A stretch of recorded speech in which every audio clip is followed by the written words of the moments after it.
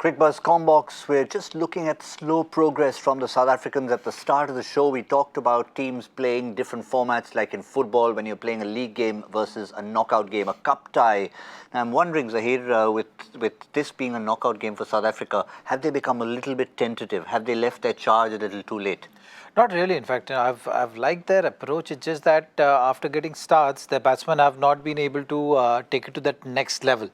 You know, if you look at Markram also, you look at Amla or Faf du Plessis for that matter, you know, they tried to be positive.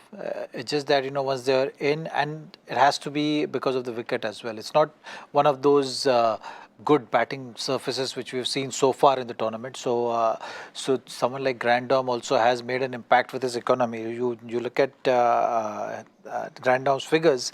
He's bowled about 9 overs. So, you know, that's something which has been a great effort for New Zealand. At one for 26 in 9.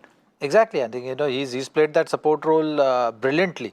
You've not seen Nisham also as yet. You know, it's just because the kind of pressure which Gautam was managed to build on this South African batting, and it's just that the ideal pace, isn't it? Like so many times you've seen it in English conditions that these dibbly-dobbly bowlers, as they call them in these conditions, have come to great effect one of those days. So maybe we'll have to see now whether the wicket stays the same through and through.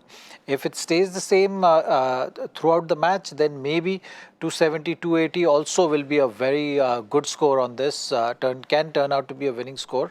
We'll have to wait and see how things shape up now from here. Now, the other day on the show, we had a quiz question asking about the last Indian bowler to take 5 wickets in a test match in his last test match.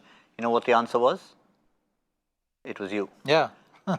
Now, the reason why I brought that up today... Am I the only one? Yes. Okay. The reason why I brought that up right now is because Jimmy Neesham has taken a 5 in his last innings, man of the match, hasn't bowled a ball yet.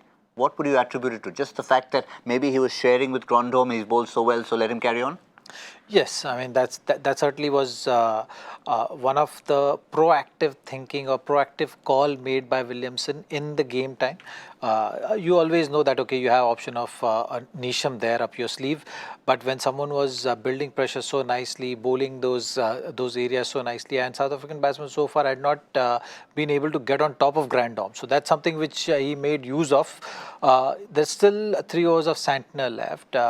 You might see Nisham still playing a part in the last 15 overs, but also Santner's effort needs to be mentioned, because in these conditions, the kind of drift which he's getting, the kind of length which he bowled accurately. I think if you look at that Hawkeye at one stage, you know, it's just like someone just creating that small little patch of red dots there, and he kept pitching the ball there with that drift and turn. Eventually got Amla out. So that's something which is great to see, that a left arm spinner making that kind of impact. Yes, certainly is. We've got a couple of all-rounders to come. David Miller already in with Van der Dusen, but that'll be key to see what they can get. So let me throw it at you. I'm sure now you're willing to concede that score, thanks to conditions and New Zealand's bowling, will have to be revised. They've revised it. I'm sure all of us have to revise the score. Yes, but not by a big margin. You know, I still feel that if you can get to 270, 280, and from there on in, whatever you get is bonus. That kind of approach, if South African team takes, which looked like that. Markram was looking to put that pressure on the bowlers, looking to take charge, didn't work out. But now, again, after this brief partnership, one of the two has to take that mantle and take the team to that score, which is going to give them a good platform to make use of the conditions. Yeah, both captains said history is history, but I think South Africa would like to be reminded of the fact that when they batted first, not the result of the game, but when they batted first, the last time these two teams met in a World Cup, they put on a decent total in 43 overs in a rain-shortened game, and David Miller got 49 of 18 balls.